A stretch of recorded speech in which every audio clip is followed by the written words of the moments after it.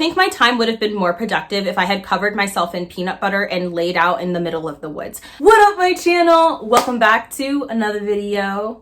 I'm Jessie and you're watching.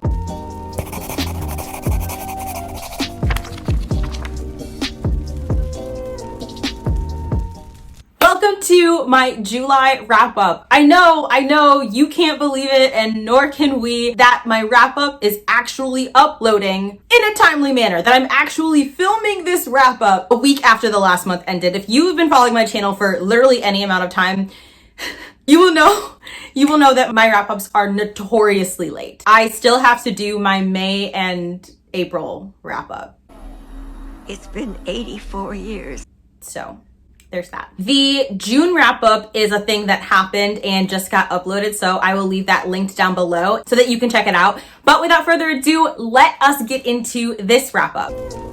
I like to start off my wrap-ups by talking about the statistics for my reading month, and the statistics that I had for the month of July are as follows. In the month of July, I read a grand total of 10 books with my average star rating equaling 3.9. Out of all the books that I read, 5 of them were read in the physical and 5 of them were via audio. Every single one of the books that I read were books that I personally owned. Out of the 10, 4 of these books were anticipated reads. I read a total of 3,184 pages in the month of July. And now we're going to get into the genres that I read. For historical fiction, I read a grand total of 1 book. For horror, I read a total of 2 books. And for magical realism, I read a total of 1 book. We had 1 fantasy, 3 contemporaries, and 2 thrillers. And it's definitely not a spoiler to say that my least favorite book of the month is The Maidens, and my favorite book of the month was Ace of Spades. The first book that we're going to talk about in this video is Malibu Rising by Taylor Jenkins Reid. I read this book much to my great sadness. This is a book that wasted so much of my time. I don't know how I'm still standing because I should be in a pit of ash. Literally a dinosaur, a fossil. I feel like a mummy. I feel as if I'm a literal raisin. That book gave me a breakout. That book uncleared my skin. That book gave me more grays than I already have. I do not understand the hype for this book. I think that we're just in a Stockholm Syndrome situation. I think that's what it is. And that's why y'all are still hyping this underwhelming, just unedited version of Taylor Jenkins Reid's amazing works. To applaud this book, I feel like, is a complete insult to Evelyn Hugo and Daisy Jones and the Six. I don't know what book you're reading. Maybe I had the rough draft. Maybe I had the unedited version, but Malibu Rising is just simply not it. If I could have rated it lower than 1 star, I would have. In fact, I don't even know why I gave it a star. It should have just been a 0. Malibu Rising, for those of you who are blessedly not in the know, look, if you're not in the know about this book, just skip forward because I don't even want you to hear about this book that wasted so much of my time. So Malibu Rising tells the story of a group of siblings who recently lost their mother, and they are trying to live up to or grappling with the legacy of their father, who is a famous musician, one of the most famous musicians who has ever lived. Set in the 80s, and it's supposed to follow surf culture and surfers in the 1980s. Spoiler alert, it does not. The book opens with the knowledge that a great fire swept into this mansion, this party, and destroyed everything. And so throughout the book, you're trying to piece together what caused this fire, who started the fire, and what happened, and also, you know, the consequences of it. I didn't even put this book on my anticipated releases because we knew the second we saw the cover, something inside of us said that this would not be it. We just had a feeling. We got sent the book, and so we were like, you know what? Maybe it won't, maybe our intuition is wrong. But something about it, and it wasn't that we didn't like the cover, it just, there was something about this book that we felt was off. And unfortunately, from the first page, we knew that we were right. I mean, from the prologue, the cheesy writing, it was a whole cheese. And I'm not going to talk about this book too much because I am going to make an entire waste my time video on it. I think my time would have been more productive if I had covered myself in peanut butter and laid out in the middle of the woods. I think I would have had a more satisfying experience with that than I did with Malibu Rising.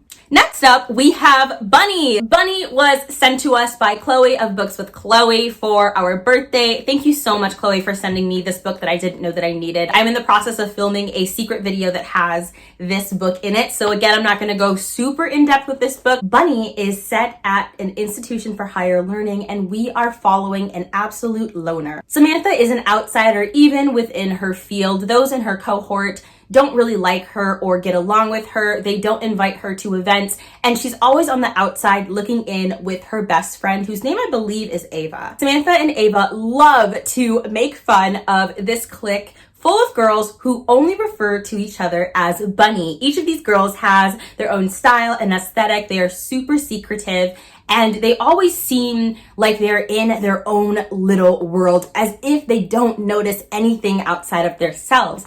And when Samantha gets an invitation to join this incredibly secretive and exclusive organization of very odd girls against her best friend's wishes, she joins, and the book is about what happens. This book is every bit as wild, crazy, hazy, intense, just psychedelic. To me, this is a horror book, and I don't mean horror in the scary sense, but it is very gore heavy. It is very mess with your mind. You're feeling like you're on LSD the whole time, and I say that never having done LSD in my life, but if I had to guess what LSD was like, it would be this book right here. Okay, I don't even need to do the drug because I've read the book. Kids, instead of doing drugs, just read Bunny. Don't do drugs, read Bunny. You'll get the same experience anyway, so why the funk not? Oh, the writing, the character work, the kind of unsatisfying, you don't know where you're going and you're not going to have it explained to you or fed and laid out to you. I just absolutely loved it. We were in the pit of this book's palm. What was I even trying to say? Look, I can't even be articulate about this book, even though towards the end, after about the 80% page mark, we were kind of over the book. We were ready for it to end.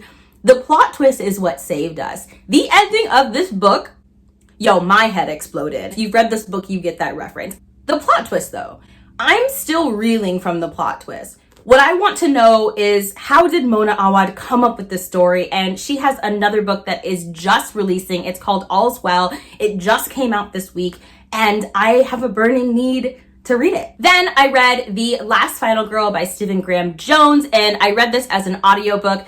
I listened to this book with mi mama as I was driving her back to Michigan from Minnesota. She came to visit me. If you want to see some footage from mi madre's visit, it is in my latest Black Girl Magic vlog, which is going to be in the description box below. That Black Girl Magic vlog was a blast. One of my favorites, action-packed, so definitely check it out. Get your popcorn because it is a long one. It was really good. I read 4 Black Girl Magic books, and it just was a blast. Now, my mother and I both loved this book. Dare I say I might even have loved it more than The Only Good Indians, which was a 5 out of 5 stars, one of my favorite reads of 2020. However, I say that hesitantly because these two books were an entirely different vibe. The Only Good Indians was serious, unrelenting. The Last Final Girl has comedy and levity, and it reads like a horror movie. It doesn't have the cinematography of a horror film, but it does have the mood and the vibe and the atmosphere. Like you're watching a horror film with your buddies in a cabin. The Only Good Indians has this atmospheric cinematic horror film vibe, one that you have to take seriously, one that makes you think. And both of them are just so good, but I enjoyed them deeply in different ways. So The Last Final Girl is about this girl who survived a serial killer that ravaged the town. And when the killer comes back and begins to kill off herself and her classmates, tries to kill off her. You know what I'm saying? He starts stabby all over again. These people have to bind together and survive, and it's about the last final girl. And these are, I believe, 4 girls who are kind of battling to stay alive. This book was a riot. The audiobook was fantastic. It was great. I have no criticisms. I loved how bloody it was. I loved how wild and outlandish. The ending was amazing. I did see the plot twist coming, but it was nonetheless satisfying for it. I just really enjoyed it. I thought that the character work was pretty good. The character work was good enough to keep me invested in the story and actually caring about the outcome. Then we have one of my new favorite books of all time, which is The Inheritance of Divina. I have a reading blog for this. I started a brand new series called Baddie Brujas, where I review magical realism books by Latinx authors as a brujo myself, and I'm gonna leave that vlog in the description box below if you want to check it out. I already want to reread this book. It is amazing. This was made a book of the month pick, and if you haven't already chosen this book, just request it, just buy it, just add to cart, click, take it from your library. I don't care what you have to do. Run up to a child and steal it from their hands. It doesn't matter, but you gotta get your hands on this book. Wow, it is a punch in the mouth and in the heart in the best way. This book combed my hair. This book cleared my skin. This book healed me from Malibu Rising. In Orquídea Divina, we are following a family who is just shrouded by their abuelita, who is a very powerful witch. And when their abuelita begins to expire, the Montoya's family find themselves hunted by a spiritual celestial entity that is slowly killing them off one by one. This book is about finding your own magic. It is about working together as a family, even when you can't stand each other.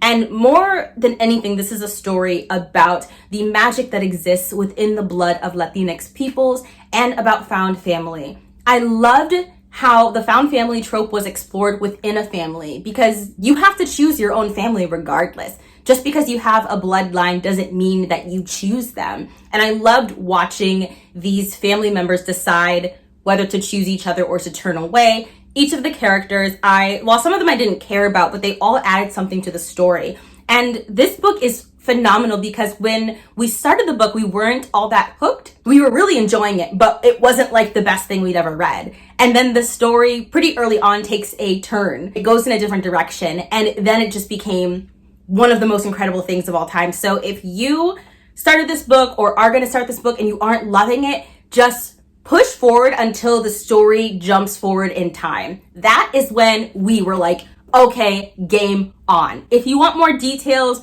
more thoughts on this book, check out my reading vlog because we go into detail in that vlog. Also, we recently found out that this author is a romance writer, and we genuinely cannot wait to read her romance writing because there is a hint of a romance in this book.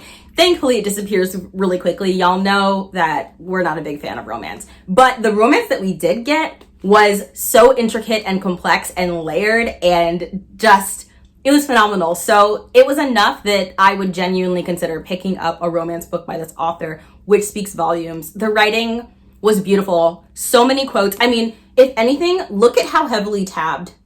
Do you see this? Do you see how tabbed this book is? I rarely tab books this much.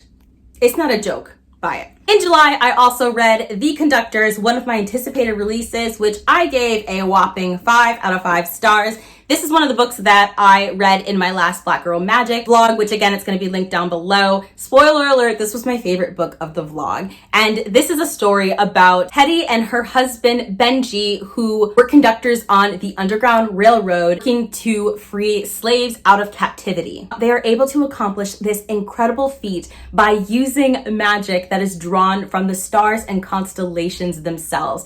Now, I'm not sure if a lot of people are making this connection, so I'm just going to bring it up. If it's like, duh, Jesse, of course, that's so obvious.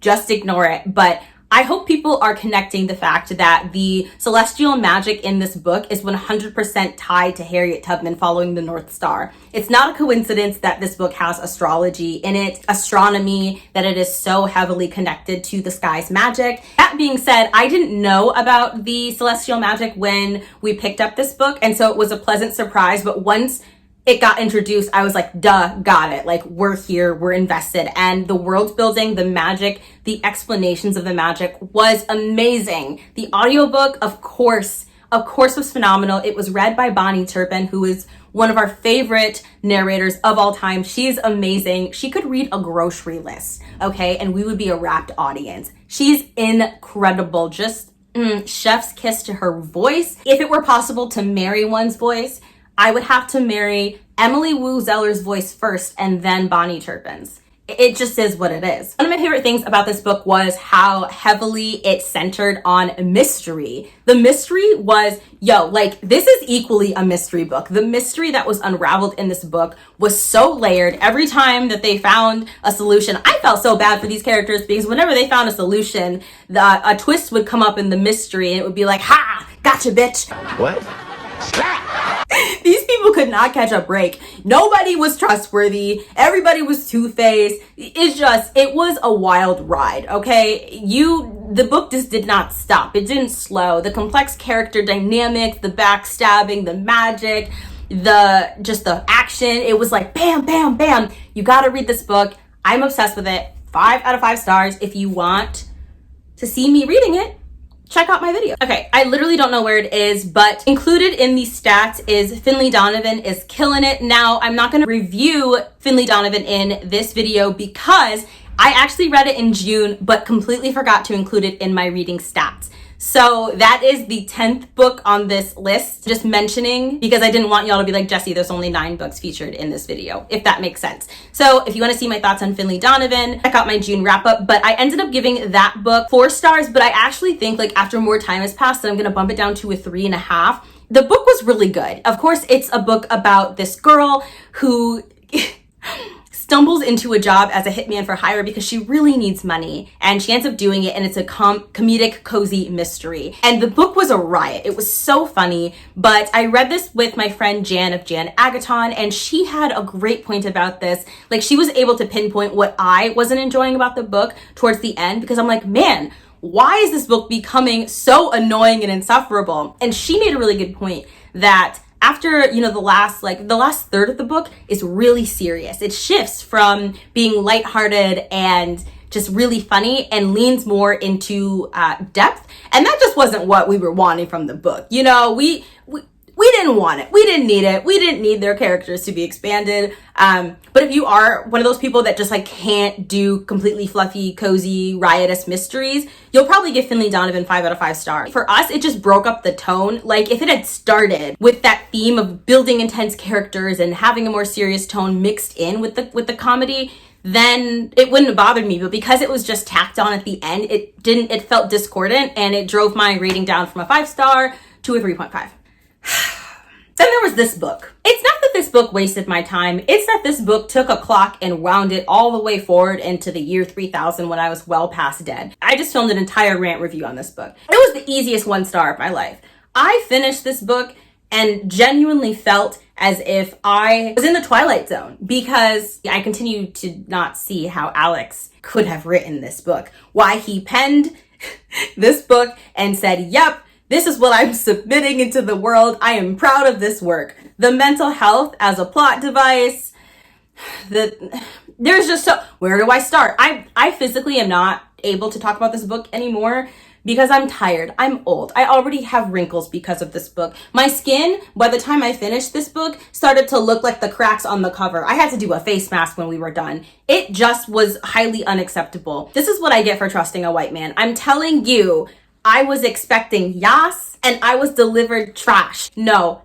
If you want to hear all of my thoughts on this book, the Waste My Time video is down below. Watch it or not. I'm just not going to talk about it no more. I'm not even going to tell you what the book is about. It's dark academia. Where was it dark academia? I would love to know. I would love to see it. Is there a sequel and the sequel has dark academia? Make it make sense. I also filmed a reading 1-star reviews of this book, which I will also leave linked down below. And that's as much time as I'm going to spend discussing this book. Now let's talk about the books that I DNF'd in July. I hate having to DNF a book, and if I DNF a book, it is because it truly is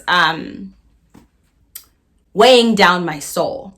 Just dragging me to hell. The first book that I had to DNF, unfortunately, this was selected for me by my TBR cards, and this is We're All Downhill From Here, or It's Not All Downhill From Here. See, I said We're All Downhill From Here because this book sent me downhill. And this was a book that I was really pumped to read about the life of a woman who I think is she's 68 on her 68th birthday, and her mom and her sister are continuously kind of haggling her, saying that she's past her prime and that her life doesn't have meaning, just really crappy, awful, ageist things. And so she decides to go out and start dating, and like, wait, she's married. Okay, and they're not poly. It's about her proving that it's not all downhill from here. I didn't even make it to 50 pages, and usually I'm like, yeah, 50 pages is when I DNF if I'm really hating a book, 100 if I really believe it's gonna get better. And it was all downhill from page 1. And it was simply the writing style, which we knew was not going to change. It just wasn't for me personally. I did love the opening quote, which was, "You cannot go back and change the beginning, but you can start where you are and change the ending." Here's an example of these lines. "At first, Carl, high-pitched, chuckled like he was a soprano or something. Then he said, 'Will we need a boat?' I chuckled right back, even though I was serious as a heart attack." I wish I had a boat so I could row my way out of this book. I had to DNF it because I knew if I read it, I was just going to give it a 1 star, and I prefer not to give books 1 stars if I don't have to. So we just said, it's not for me. It's not the kind of writing that I enjoy. So if that kind of writing, like if that sounded good to you, no shade, and the premise sounds good, definitely pick it up. It's a book that I haven't seen many people picking up, and it's from a Black author. Then another book that our TBR cards picked out for us, Jonathan Strange and Mr. Norrell. We DNF'd this book at, I think, about 150 pages. It is a dark academia book about 2 dueling magicians. It is 780 something pages long, I believe. And we really tried. We like boring books. Let's just start there. We enjoy historical fiction and we enjoy boring books because it usually means that the book is taking its time to build characters, to build setting and atmosphere.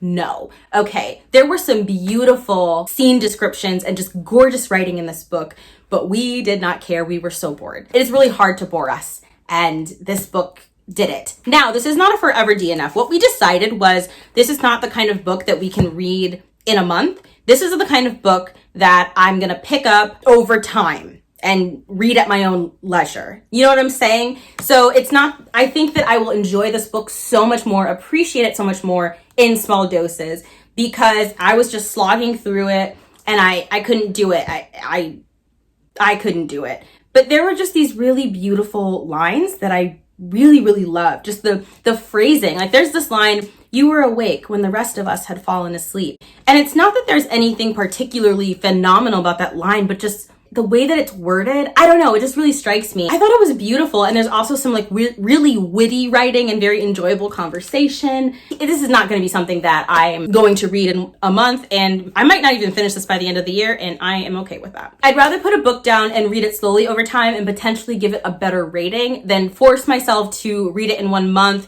and not enjoy it and then give it a poor rating because of me knowing from the get-go that it was something I needed to read more slowly. You know what I'm saying? Meet Cute Diary. This is an amazing story about 2 trans individuals falling in love. We are following a trans boy. For the life of me, I cannot remember his name because I read this book at the start of July, but this trans boy runs a blog called The Meet Cute Diary, and it is full of these meet cutes from trans people. This blog has over 50,000 followers. It is so applauded and acclaimed and beloved, and lo and behold, the author of the blog actually has never had a romance in his life, and also is making up all of these stories. Now, the whole way that the blog is pitched is that trans people who successfully met and fallen in love are submitting their own love stories.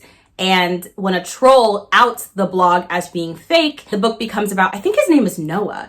Noah trying to save his blog and also trying to fall in love so that he can legitimize his own blog. So he starts fake dating this really handsome queer dude, and it is about what happens after that. Definitely 5 out of 5 star read. I loved the comedy. I loved the issues talked about.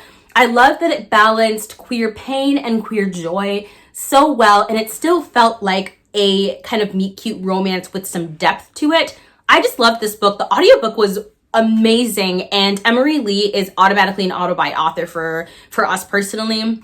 The author is non-binary. We would love to make this a pick for the NB Book Club. Pretty much all I have to say about it. 5 out of 5 stars. Amazing book if you want a soft trans romance, definitely pick this book up. We also read Made in Korea. This was one of my most anticipated releases. Made in Korea is about two Korean individuals who are trying to survive in high school. We are following a girl who runs a beauty business out of her locker at school with her cousin, and she is just thriving. She is saving up this money so that she can make her dreams possible, and she's so close to meeting her goal. And she has this big dream of taking her Hermione to Paris. I believe it's Paris. Correct me if I'm wrong, but I'm almost positive that it's Paris. Again, I read this book very early on in the month of July, but her dream becomes threatened when an attractive boy at school who has all of the inside connections with the Korean beauty industry shows up at school and begins selling the same products and even better products. And so it's about these two business owners dueling, and of course they fall in love. And this is one of my new favorite romances of all time. I enjoyed this romance even more than I enjoyed the romance in Meet Cute Diary, simply because I cared about the characters more, and I was still very invested in the characters in Meet Cute Diary. So that says a lot. The grandma representation was so sweet. I love books that have grandparents in them. They get me every single time. And the grandma was her own character. She wasn't just there to be a prop to the story. It was beautiful. I loved the cultural elements of the story. I loved the struggles of the character. I love that the male love interest, who I want to say his name was Wes, I could be completely wrong about that, but the male love interest is this absolutely gorgeous, tall, chiseled boy who struggles with the fact that people expect him to be as cool as he looks, but he's really just an awkward, internally ugly duckling, and he just wants to be his nerdy self. I actually really liked that. I liked that the book talked about the expectations that are placed on boys and how standards of beauty can be so hurtful to the people that are being fetishized or projected beauty onto, if this makes sense. I really enjoyed the book, gave it 5 out of 5 stars. Finally, for the star of this video, we have Ace of Spades. I am drinking the Kool-Aid. I am sipping the tea. I am riding the reading rainbow. Okay, Ace of Spades is everything that y'all said it was, and this was a highly anticipated release for me. Okay, was dying to read this book. Black, dark academia with Get Out vibes. Get out of here. You get hooked on this book the second I even heard about it. But all the positive reviews made us skeptical because I feel like I say this in every wrap up, that I have a bad relationship with hyped books. So I became very nervous about reading this book. I put it off, read it for Sapphicathon. I co-hosted with Jan of Jan Agathon, and it became one of my favorite new books of all time. Definitely, most likely is going to make a top 10 favorite book of the year list for us. But Sapphicathon is going to be a monthly thing. We're going to have Sapphicathon as a 24-hour readathon once a month from now until the end of time. This month I am of course co-hosting it with Jan and also Megan of Books and Blazers, and it is going to take place on August 21st. That's the third Saturday in August. Basically, the only thing you have to do to participate is read one sapphic book, and you don't even have to finish that book. So Ace of Spades follows two characters who both have very different backgrounds. One of them is economically privileged, the other is not, and both of these characters are queer. And this book is about what happens when these Black kids start to do well at this traditionally all-white academic institution. And they start to be targeted by this online troll called Aces, who is digging up all of this dirt on them and exposing them and potentially leading to these two kids being put in jail. And so this book is about the two of them trying to figure out who Aces is before their lives are actually destroyed. This book was phenomenal. And even though I saw the twist coming, it was set up so brilliantly and expertly that it didn't matter. And also, I don't need to be completely surprised by a twist. What I need is for the twist to be slowly built up to make sense. And I actually don't like when twists come out of absolutely nowhere with no evidence. But the character work, chef's kiss. The romance, chef's freaking kiss. Okay? I cared about both of these characters, and I loved how our female protagonist was cut throat, okay? I was bleeding out at the neck. She is vicious, like V.E. Schwab vicious, you know what I'm saying? And I just loved that our male character was an actual cinnamon roll. I loved the issues that they struggled with. I loved everything about the Black representation, the writing, and the audiobook slapped. The audiobook is like a whole soundtrack, by the way. not literally, but each part of the book is sectioned up with this dope music, this dope beat. So every time a new part would come on, I would have a little dance party. You know what I'm saying? And it kept me going for Sapphicathon. You have to read this book. It's worth the hype. You have to read it. If you didn't give it 5 out of 5 stars, you're wrong. That is gonna do it for this wrap up. Overall, I had a really great reading month. Yes, lots of disappointing reads, but it didn't matter because the good always makes up for the bad. You know what I'm saying? So if you made it this far in the video, why don't you comment down below with a ace emoji? I will leave the videos that I mentioned in the description box down below. Stay safe, wear your mask. We are still in a pandemic, and I can't wait to see you in my next video.